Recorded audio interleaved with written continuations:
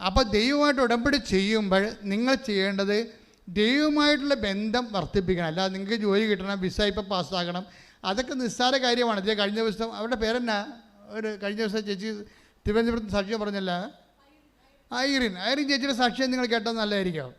Irene ചേച്ചിയുടെ സാക്ഷ്യം വെച്ച് കഴിഞ്ഞാൽ ഐറിൻ ചേച്ചിയുടെ ഭർത്താവിൻ്റെ പേര് ജോസഫ് എന്നാണ്. പിള്ളോടിയാണ്, ഭയങ്കര വിസ, സഹിക്കാൻ പറ്റാത്ത വിസ. അങ്ങനെയൊക്കെ ദുബായിലാണ് ജോലി. അപ്പോൾ ആ കമ്പനിക്കാരൻ മാനേജർ പറഞ്ഞ് ഇങ്ങനെ പോയാൽ ഇത് നടക്കത്തില്ലെന്ന് പറഞ്ഞ്. പക്ഷെ പുള്ളി കേട്ടില്ല. പുള്ളി കേൾക്കാതെ എപ്പോഴും വീസി തന്നെയാണ്, വെളിവില്ലാതെയാണ് കമ്പനി ചെല്ലണത്.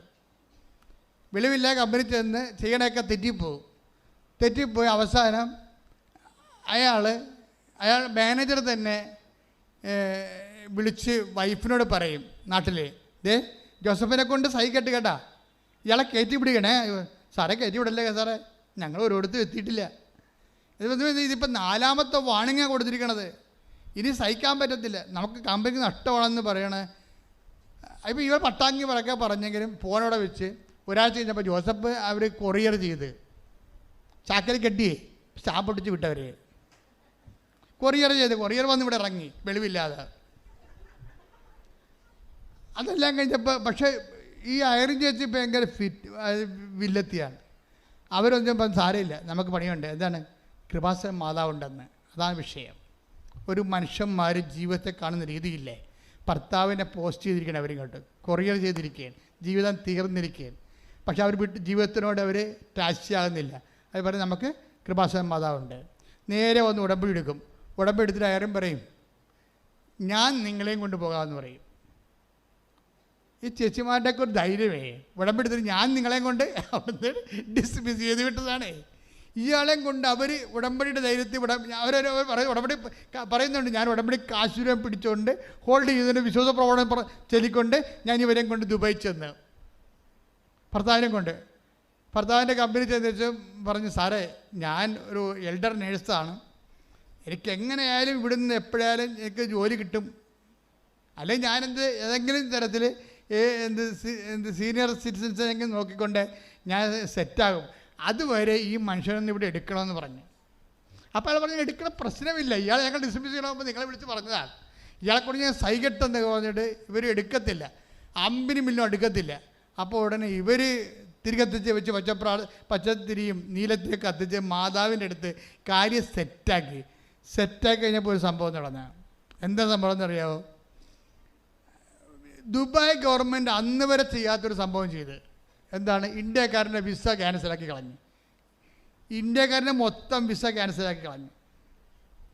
അതോടുകൂടി എന്നാ പറ്റിയത്? ഇങ്ങനെ അതോടുകൂടി ഈ ജോസഫിന് പകരം വേറെ ഒരുത്തനെ എടുത്തായിരുന്നു ഇന്ത്യയിൽ നിന്ന്. അയാൾ അങ്ങോട്ട് പോകാൻ വേണ്ടി നിൽക്കുമ്പോൾ ഇപ്പം നിയമം വന്നിരിക്കുകയാണ്. എന്താണ്? വിസ ക്യാൻസലായെന്ന്. ഇപ്പം വിസ ഉള്ള ആർക്കാണ്? ജോസഫിനെ മാത്രം. ജോസഫിനെ തിരിച്ചെടുത്തവർ. ആ ഉടമ്പടി എക്സിക്യൂട്ട് ചെയ്ത ചേച്ചിയാണ് അതിൻ്റെ താരം. മനസ്സിലായില്ലേ? ഒരു ജീവിതം തീർന്നു എന്ന് പറഞ്ഞപ്പോഴേ അവരുടെ പേരെന്നാ? ഐറിൻ ചേച്ചിയാണ് അതിൻ്റെ താരം. അവർ വിട്ടുകൊടുക്കണില്ല, അവർ വീഴുന്നില്ല. അവർ ഉടമ്പടി കാശ് കൊടുത്ത് തൂങ്ങി അവർ ദുബായിൽ എത്തിക്കൊണ്ട് ഈ ഭർത്താവിനെ റീസ്റ്റേറ്റ് ചെയ്യണം. കമ്പനിയെ കൊണ്ട് രാജ്യത്തിൻ്റെ നിയമം മാറ്റിക്കൊണ്ട് അമ്മയിൽ വിശ്വസിക്കുമ്പോഴേ, അമ്മയെ മധ്യസ്ഥയാക്കി കഴിയുമ്പോഴേ ആ കൃപാസന അമ്മ ആരാണെന്ന് നിങ്ങൾക്ക് മനസ്സിലാകും. അത് ഉടമ്പടി മാതാവാണ്, വാഗ്ദാന പേടകമാണ്, നമ്മുടെ എല്ലാത്തിൻ്റെയും ആശയുടെ അടിസ്ഥാനമാണ്. ശ്രദ്ധിക്കട്ടെ.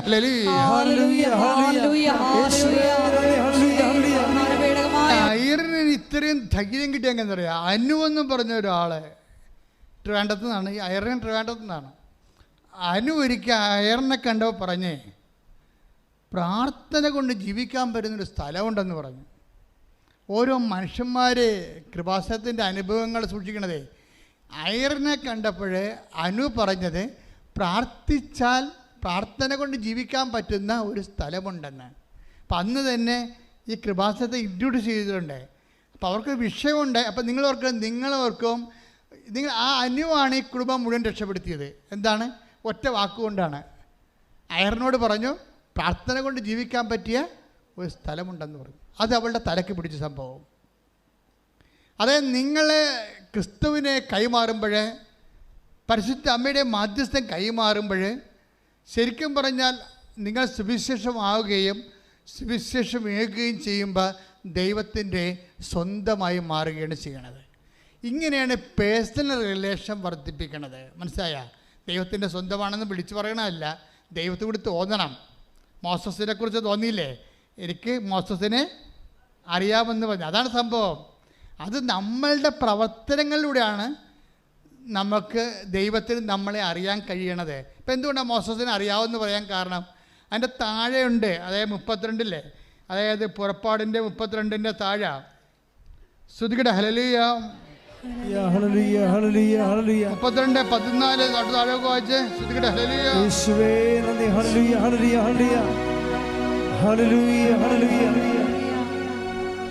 പുറപ്പാട് 32:14 തൻ്റെ ജനത്തിനെതിരായുള്ള തീരുമാനത്തിൽ നിന്ന് അവിടുന്ന് പിന്മാറി.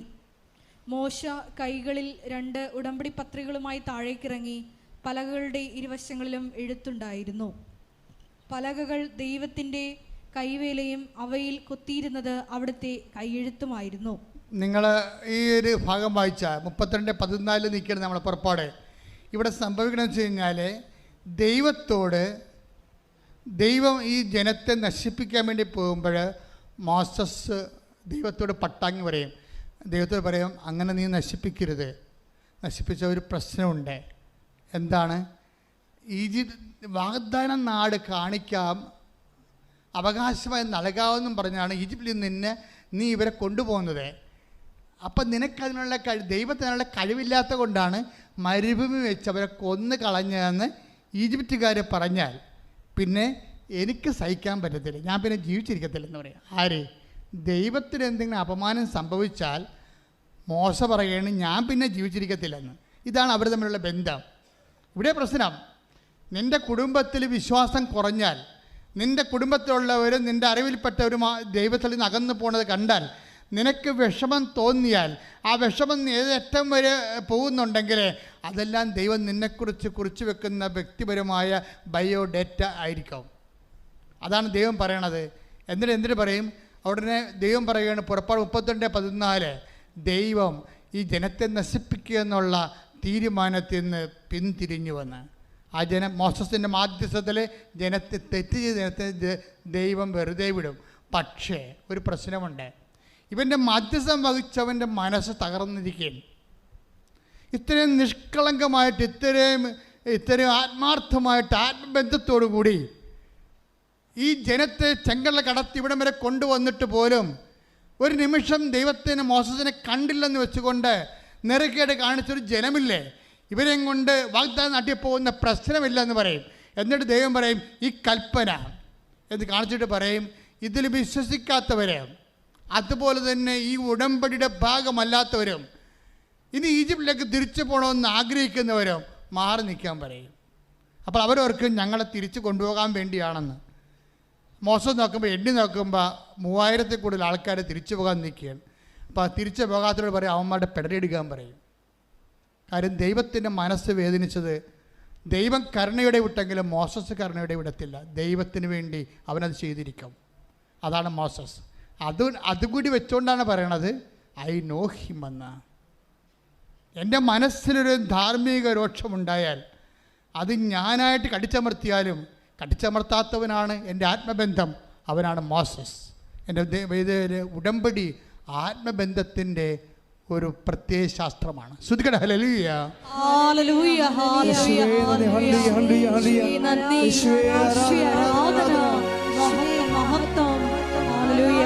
ദൈവത്തിന്റെ ആഴങ്ങൾ ഉൾപ്പെടുത്തി തരുന്നതിന് നന്ദി പറയുന്നു.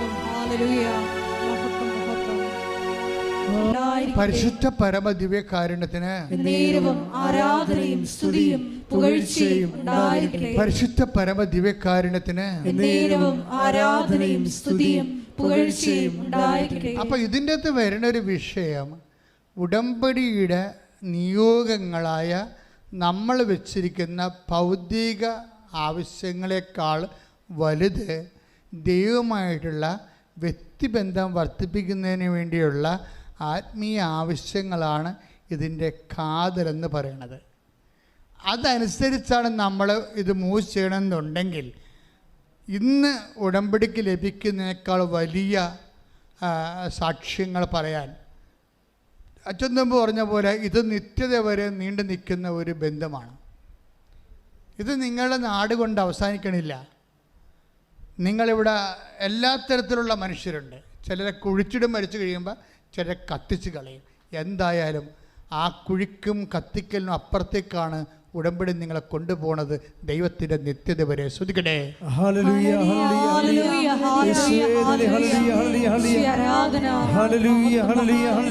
പരമദിവ്യകാരുണ്യത്തിന് പ്രാർത്ഥികർത്താവായ ദൈവമേ, ഈ ഉടമ്പടിയിലൂടെ അങ്ങയുമായി ആത്മബന്ധത്തിലെ ആഴപ്പെടാനുള്ള പ്രത്യേക വിവേചന അധികാര വെളിപാട് ശക്തി എനിക്ക് നൽകണമേ. ശ്രദ്ധിക്കട്ടെ. ഹല്ലേലൂയ.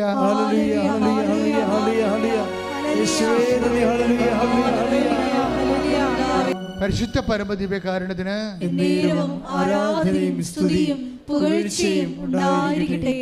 ഇത്രയും നേരം അച്ഛൻ പറഞ്ഞുകൊണ്ടിരുന്ന മുഴുവനും ആത്മബന്ധത്തിലെ ദൈവവുമായിട്ട് നിങ്ങൾ ചെയ്യുന്ന ഓരോ പ്രേക്ഷിത പ്രവർത്തനങ്ങളും അത് ദൈവത്തോട് വ്യക്തിപരമായ ബന്ധങ്ങളെ ആഴപ്പെടാൻ വേണ്ടി ചെയ്യുന്ന പ്രേക്ഷിത പ്രവർത്തനങ്ങളായിട്ട് കണ്ടുകൊണ്ട് വേണം ആ വിഷയങ്ങളെല്ലാം ചെയ്യേണ്ടത്. ഉടമ്പടിക്കാലം വരെ എന്തെങ്കിലും ചെയ്ത് എന്തെങ്കിലും ഒപ്പിച്ച് ഒരു ഫങ്ഷണറി ആയിട്ട് നിങ്ങൾക്ക് വേണമെങ്കിൽ ജീവിക്കാൻ പറ്റും. അതുകൊണ്ട് തന്നെ ഉടമ്പടി സ്ലോ ആയിട്ട് വരാൻ സാധ്യതയുണ്ട്. ഉടമ്പടി കാലത്ത് ഉടമ്പടിയുടെ ചില നിബന്ധനകളെ ഭംഗന്തരേണം നിറവേറ്റിക്കൊണ്ട് നിങ്ങൾക്ക് ഒരു താത്വികമായിട്ടും സാങ്കേതികമായിട്ടൊക്കെ ഉടമ്പടി ചെയ്യാൻ പറ്റും. പക്ഷെ അപ്പോഴും സ്ലോ ആയിപ്പോവും. പലരുടെ ഉടമ്പടിക്ക് അനുഗ്രഹം ഇങ്ങനെ സ്ലോ ആകേണ്ട കാര്യമില്ലേ? ഈ ഉടമ്പടി തരണ കാലത്ത് കർത്താവ് പറഞ്ഞ ഉടമ്പടി ഉടനടി അനുഭവം എന്നാണ് പറഞ്ഞത്. ബിഷപ്പ് എന്നെ വിളിച്ചിട്ട് പറഞ്ഞു അങ്ങനെ എഴുതാൻ പറ്റത്തില്ലെന്ന് പറഞ്ഞുകൊണ്ടാണ് ഞാനത് മാറ്റിയത്. പിതാവിനെ അനുസരിച്ചുകൊണ്ട് മാറ്റിയതാണ്, അല്ലെങ്കിൽ മാറ്റേണ്ട കാര്യമില്ല എനിക്ക്. പക്ഷെ ഉടമ്പടി ഇപ്പോഴും ഈശോ പറഞ്ഞത് എന്താണ്? കഴിഞ്ഞ ദിവസം അയ്യപ്പൻ എന്ന് പറഞ്ഞൊരു ആൾ സാക്ഷ്യം പറഞ്ഞു. അയ്യപ്പൻ്റെ സാക്ഷ്യം കിടപ്പുണ്ട്. അയ്യപ്പൻ തൃശ്ശൂർക്കാരനാണ്. അപ്പം അദ്ദേഹത്തിൻ്റെ മകൻ പെട്ടെന്ന് ഡിസ്ക് ബൾജായിട്ട് അരക്കെട്ടിന് താഴേക്ക് മൊത്തം മരവിച്ചു പോയി, ശരീരം മൊത്തം മരവിച്ചു പോയി. കുറേ ട്രീറ്റ്മെൻറ്റ് കഴിഞ്ഞിട്ടും മരവിപ്പ് തന്നെ. കുറേ ട്രീറ്റ്മെൻറ്റ് കഴിഞ്ഞ് മരവിപ്പ് തന്നെ, മാറ്റമില്ല. മരവിക്കണം എന്ന് പറയുന്നത് വല്ലാത്ത മരവിപ്പാണ്. സൂചി കൊണ്ട് കുത്തിയാൽ പോലും തൊടയിൽ അറിയത്തില്ല. അപ്പോൾ എന്തൊരു മരവിപ്പായിരിക്കും അത്.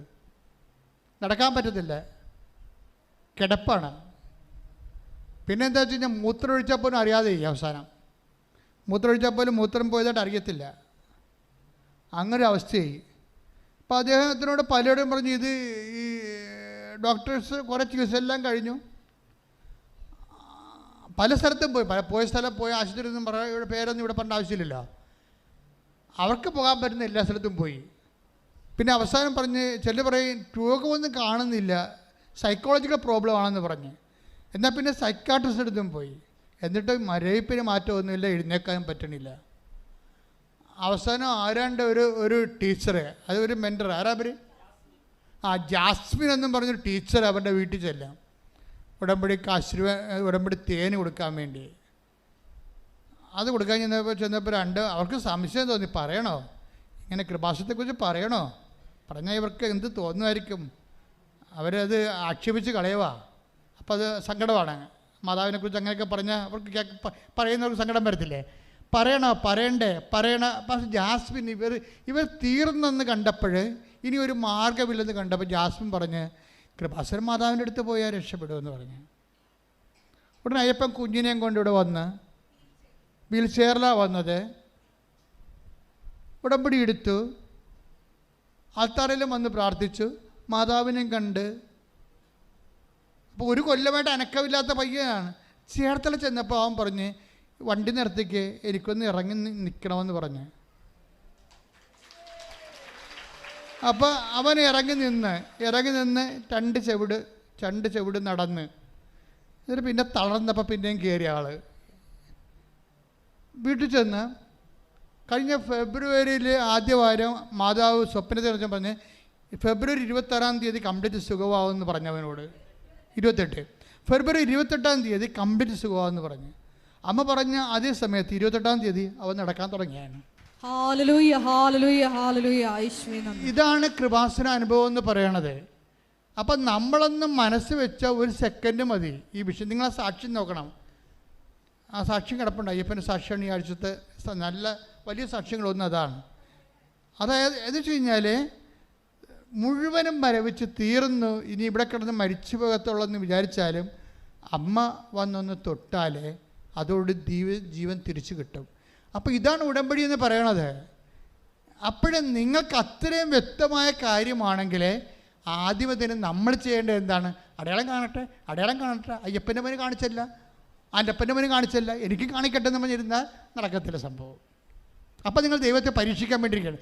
നിങ്ങൾ ചെയ്യേണ്ടത് ആദ്യം ദൈവവുമായിട്ട് ആത്മബന്ധം ഉണ്ടാക്കാൻ നോക്കണം. അപ്പോൾ ദൈവത്തിന് തോന്നണം ദൈവത്തിൻ്റെ മകളാണ്, ദൈവത്തിൻ്റെ മകനാണ്. ഉടമ്പടിക്കാലം കഴിഞ്ഞാലും നീ വിശുദ്ധിയോടെയും ദൈവത്തിന് വേണ്ടി ജീവിക്കുമെന്ന് ദൈവത്തിന് തോന്നിയാൽ ഉടമ്പടി ടൈം ഷോർട്ടായി വരും.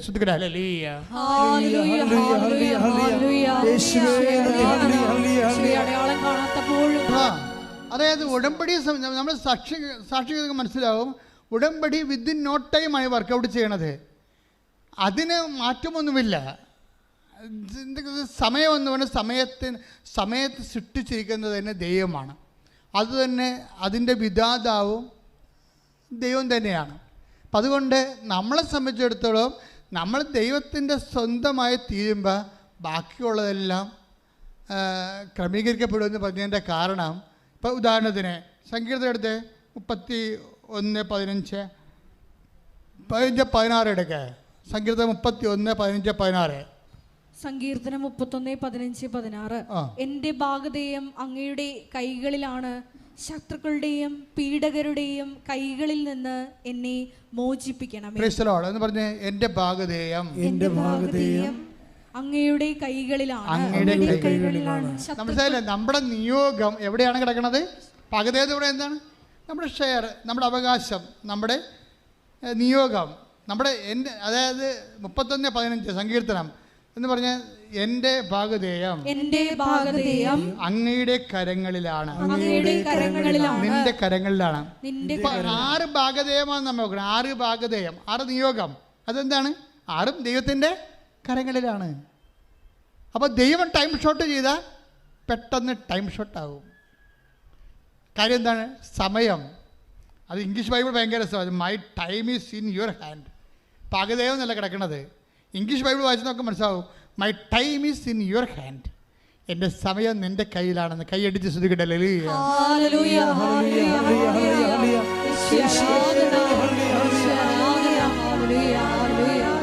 പരിശുദ്ധ പരമ ദിവ്യകാരുണ്യത്തിന്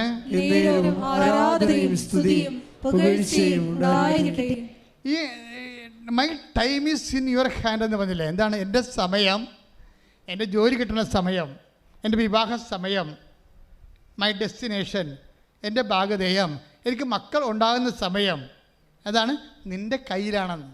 അതാണ് സങ്കീർത്തനം 32:31-15. അതായത് എനിക്ക് ജോലി കിട്ടുന്ന സമയം എവിടെയാണ്? നിൻ്റെ കൈകളിലാണ്. എൻ്റെ വിവാഹ സമയം നിൻ്റെ കൈകളിലാണ്, അല്ലേ? എൻ്റെ പരീക്ഷ വിജയത്തിൻ്റെ സമയം നിൻ്റെ കൈകളിലാണ്. അപ്പോൾ എല്ലാം my time is in your hand. സങ്കീർത്തനം 31:15. ഇനി ദൈവത്തിൻ്റെ കൈകളിലാണ് നമ്മുടെ ഭാഗധേയമെങ്കിൽ, നമ്മുടെ ഓരോ നിയോഗങ്ങൾ നിവൃത്തിയാകുന്ന ടൈമെങ്കിൽ, ഈ ടൈം ഷോർട്ട് ചെയ്യാനുള്ള മാർഗം എന്താണ്? ടൈം ഷോർട്ട് ചെയ്യാനുള്ള മാർഗം എന്താണ്? അത് ജ്ഞാനത്തിൻ്റെ പുസ്തകം എടുത്ത് ജ്ഞാനം 14:13. ശ്രുതികട്ടെ. ഹല്ലേലൂയ ഹല്ലേലൂയ ഹല്ലേലൂയ ഹല്ലേലൂയ. യേശുവേ നന്ദി നന്ദി നന്ദി. ഹല്ലേലൂയ ഹല്ലേലൂയ ഹല്ലേലൂയ ഹല്ലേലൂയ. യേശുവേ സ്തുതി. ഹല്ലേലൂയ ഹല്ലേലൂയ ഹല്ലേലൂയ. യേശുവേ ആരാധന ആരാധന.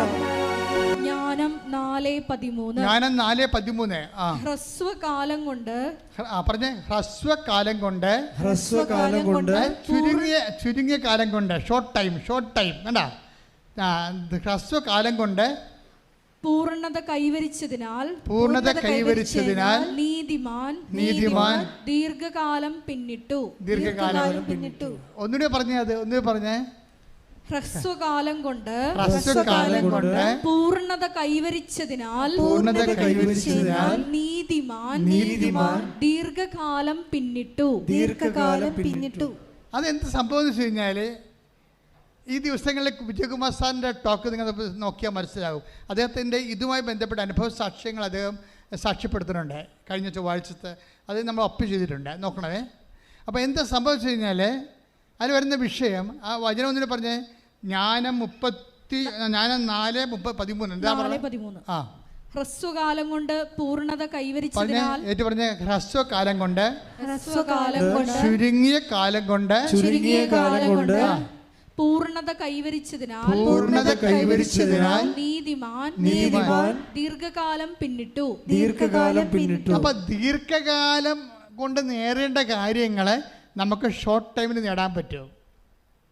ദീർഘകാലം കൊണ്ട് നേടേണ്ട കാര്യങ്ങളെ നമുക്ക് ഷോർട്ട് ടൈമിൽ നേടാൻ പറ്റും. എങ്ങനെ, എന്ത് ചെയ്യണം അതിനു വേണ്ടി? അത് ഹ്രസ്വകാലം കൊണ്ട് പൂർണ്ണത കൈവരിക്കണം. പറഞ്ഞ മനസ്സിലായില്ലേ? ഇപ്പോൾ ഉടമ്പടി ഹ്രസ്വകാലമാണ്, 90 ദിവസമേ ഉള്ളേ. ഈ 90 ദിവസത്തിനുള്ളിൽ പൂർണ്ണത കൈവരിക്കണം. അല്ല പുതുക്കിയിട്ട് പത്രം കൊടുക്കാതെ ഇരിക്കരുത്. ചിലർ പറഞ്ഞില്ല, ഞാൻ സാക്ഷ്യം പറയാൻ വന്നിട്ടും പറയുമേ സാക്ഷ്യമൊക്കെ കിട്ടി, കല്യാണമൊക്കെ നടന്ന് ഞാനേ പത്രം ഇപ്പോഴും കൊടുത്തിട്ടില്ല, രോഗികളെ ഇപ്പോഴും കണ്ടിട്ടില്ലെന്നൊക്കെ പറയും. അതായത് ഇവിടെ എന്നിട്ട് ഇവർ കെട്ടിയെടുത്ത് കാനഡയിലും അവിടെ യൂറോപ്പിലൊക്കെ ചെല്ലും എന്ന് പറയുമേ അവിടെ രോഗികളൊക്കെ കാണാൻ ഭയങ്കര പാടാണ്. ഞാൻ പറഞ്ഞ് ദൂരദർശനം കൊണ്ട് പോകും, കാണാൻ പറ്റും. വല്ല കഥ ഓരോ ഉടായ്മ പറഞ്ഞുകൊണ്ട് ഇറങ്ങിയിരിക്കണം സാക്ഷ്യം പറയാൻ വേണ്ടി. ഈ ക്യാമറയുടെ കാലിന് പിടി തലക്കറി തല്ലണമെന്നാണ്. അതെന്നാ പരിപാടി വെച്ച് കഴിഞ്ഞാൽ ഇവർ ചെയ്യാത്ത കാര്യം ഇവിടെ പറയുകയാണ്. അതായത് ഈ സമയം വരെ ആ 90 ദിവസം കഴിഞ്ഞ് ദൈവം അനുഗ്രഹിച്ചു, ഇപ്പോഴും രോഗികളെ കണ്ടിട്ടില്ല അവർ, ഇപ്പോഴും പത്രം കൊടുത്തിട്ടില്ല അവർ. പക്ഷെ ബൈബിൾ എന്താ പറയണത്? ഹ്രസ്വകാലം കൊണ്ട് പൂർണ്ണത കൈവരിച്ചാൽ ദീർഘകാലം കൊണ്ട് ദൈവം ചെയ്യാനുള്ളത് ആ ഹ്രസ്വകാലത്ത് ദൈവം ചെയ്യും. അതാണ് ഉടമ്പടിയുടെ പ്രശ്നം. അത് വിജയകുമാർ സാർ എന്താ പറയാൻ കാര്യം എന്താ അറിയാമോ? വിജയകുമാർ സാർ കഴിഞ്ഞ പ്രാവശ്യം ഇപ്പോൾ എന്തോ ഒരു പരിപാടിക്ക് വന്നായിരുന്നു ഇവിടെ.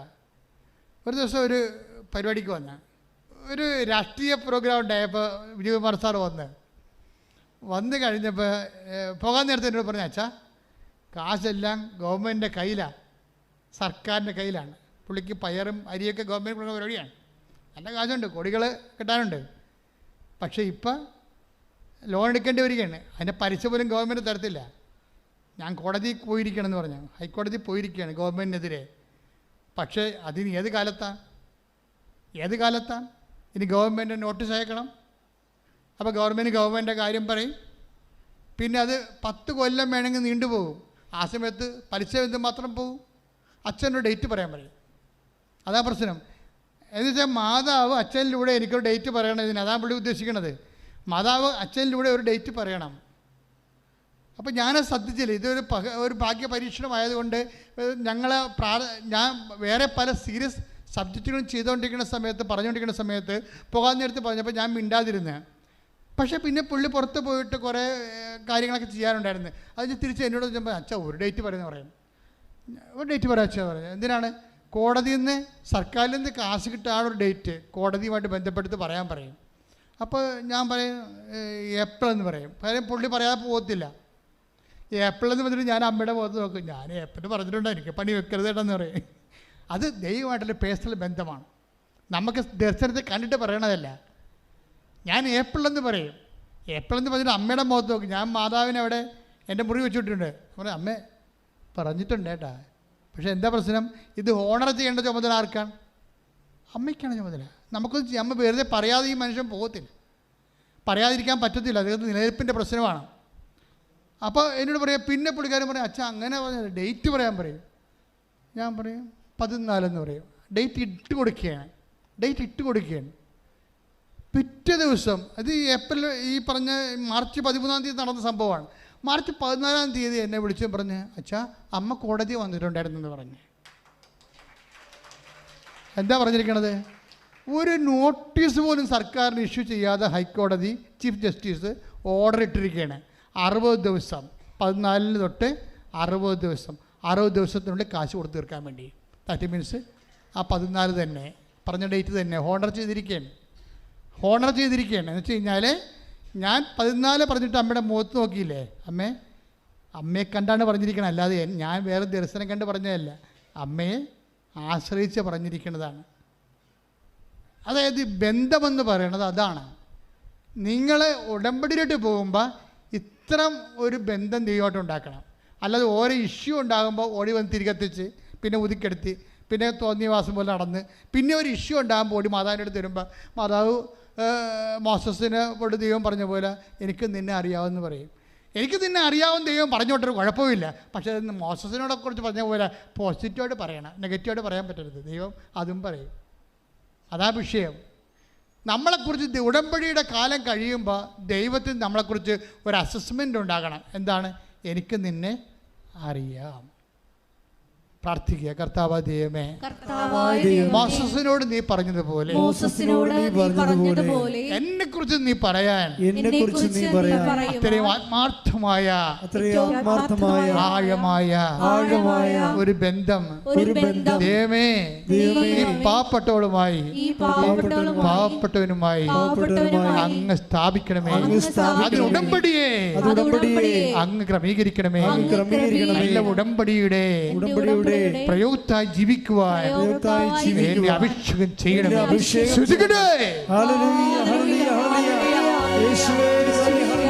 പരിശുദ്ധ പരമദിവ്യകാരുണ്യത്തിന്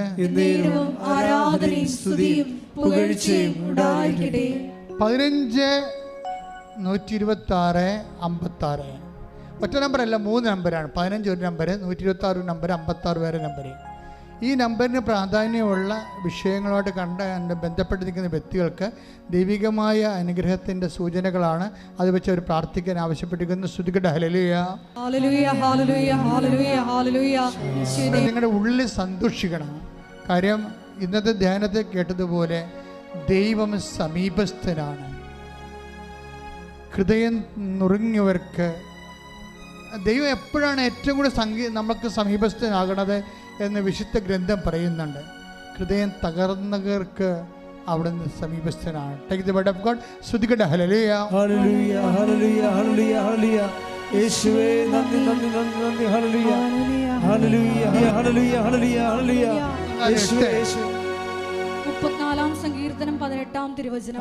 ഹൃദയം നുറുങ്ങിയവർക്ക് കർത്താവ് സമീപസ്ഥനാണ്, മനമുരുകിയവരെ അവിടുന്ന് രക്ഷിക്കുന്നു.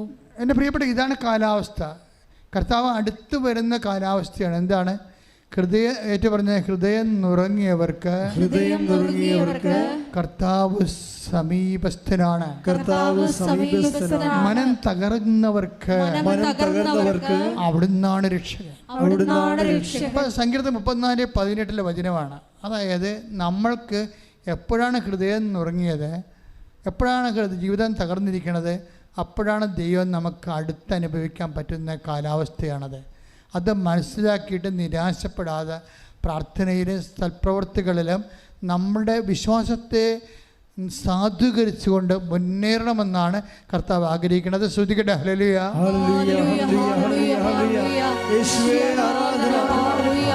സന്തോഷമായിട്ട് സ്വന്തം തലയിൽ കൈവെക്കുക.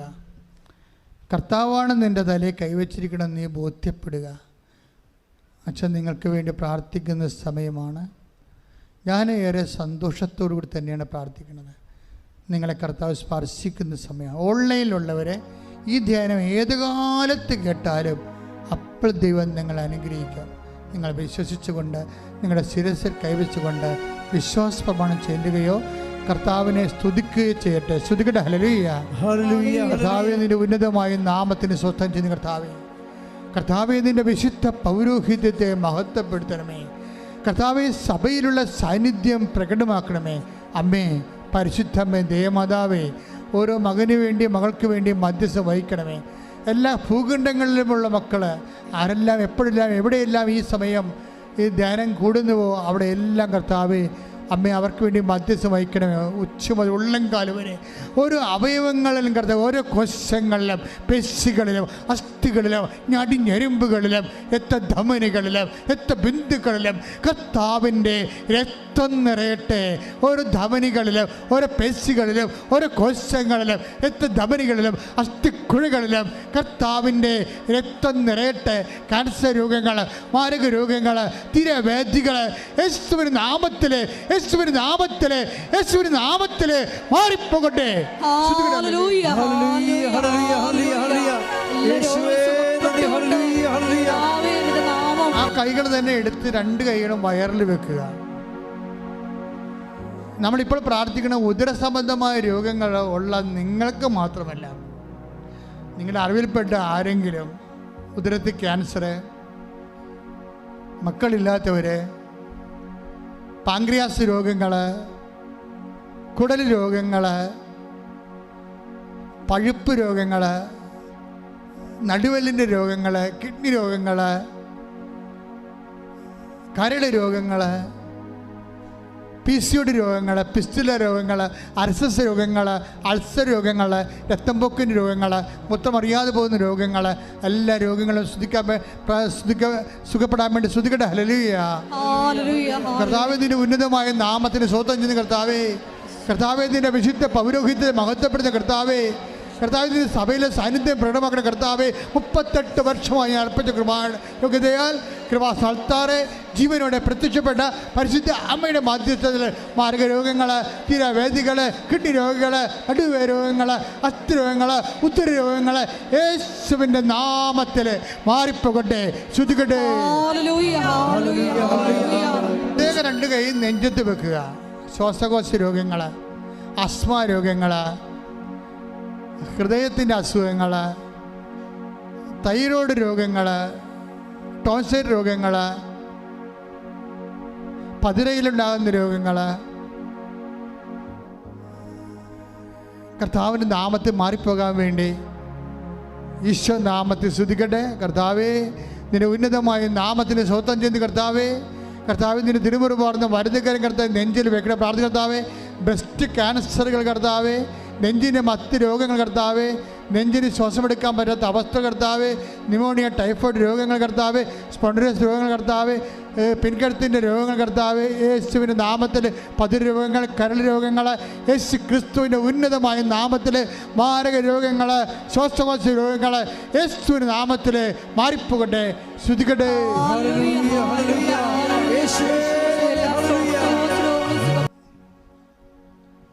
എൻ്റെ മക്കളെ, നമ്മളിപ്പോൾ മുട്ടി നിൽക്കുന്നത് അച്ഛൻ വിട്ടുപോയ വിഷയങ്ങൾക്ക് വേണ്ടി പ്രാർത്ഥിക്കാനും അതുപോലെ തന്നെ ജോലി, വീട്, വിവാഹം, സ്ഥലം, വഴി, പ്രൊമോഷൻ, പരീക്ഷ, റിസൾട്ട്.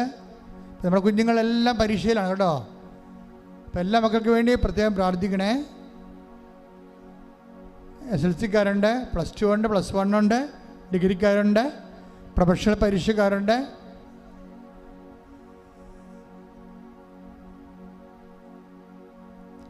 ജപ്തി നടപടി നേരിടാൻ പോകുന്നവരുണ്ട്, ലേലം നിശ്ചയിച്ചു പോയിട്ടുള്ളവരുണ്ട്, വീടില്ലാത്തവരുണ്ട്, ജയിലിലായപ്പെട്ടവരുണ്ട്, കേസായി പോയവരുണ്ട്.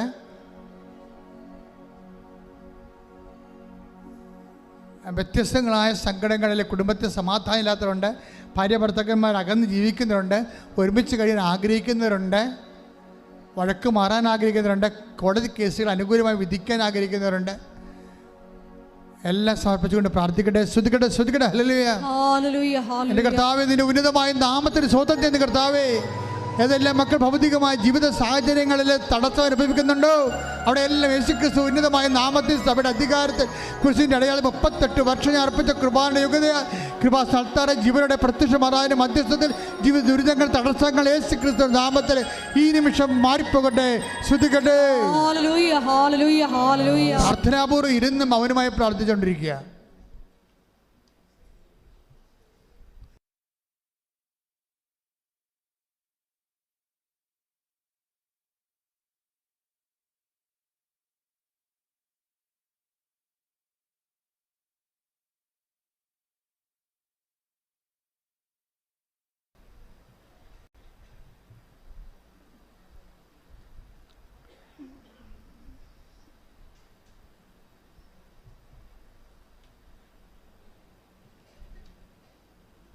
മുട്ട നിൽക്കുക. സമാപന ആശീർവാദം. ഒരിക്കൽ കൂടി മരിയൻ ഉടമ്പടിയിൽ സമർപ്പിച്ചിരിക്കുന്ന വിഷയങ്ങൾ ദൈവമാതാവിൻ്റെ മധ്യസ്ഥയിൽ ദിവ്യകാരുണ്യ സന്നിധിയിൽ സമർപ്പിച്ച് പ്രാർത്ഥിക്കാം. നമ്മുടെ ദൈവസ്നേഹ നിലപാടുകളിലൂടെ ദൈവപിതാവ് എനിക്ക് നിന്നെ നന്നായി അറിയാം, നീ എൻ്റെ പ്രീതി നേടിയിരിക്കുന്നു എന്ന് പറയത്തക്ക വിധം ഞങ്ങളുടെ ദൈവസ്നേഹം വർദ്ധിപ്പിക്കണമേ. ഉടമ്പടിയോട് കൂടുതൽ വിശ്വസ്തയോടെ പാലിച്ച് നിബന്ധനകൾ പാലിച്ച് മുന്നേറുവാൻ ഈ ആരാധനയിലൂടെ ഞങ്ങളെ അഭിഷേകം ചെയ്യണമേ എന്ന് പ്രാർത്ഥിച്ചുകൊണ്ട് ശിരസ് നമിച്ച് നമുക്ക് ദിവ്യകാരുണ്യനാഥൻ്റെ ആശീർവാദം സ്വീകരിക്കാം.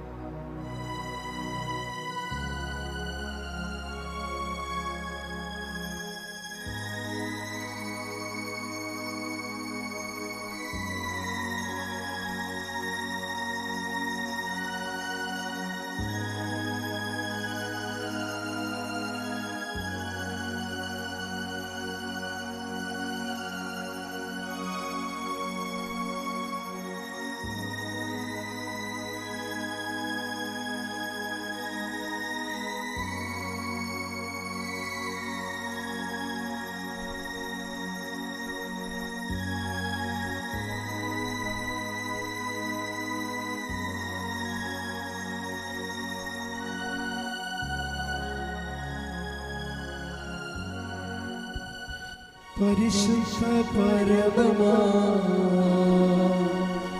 ദിവ്യകാരുണ്യമേ, എന്നുമെന്നും അങ്ങേക്ക് ആരാധന. പരിശുദ്ധ പരമമാ ദിവ്യകാരുണ്യമേ, എന്നുമെന്നും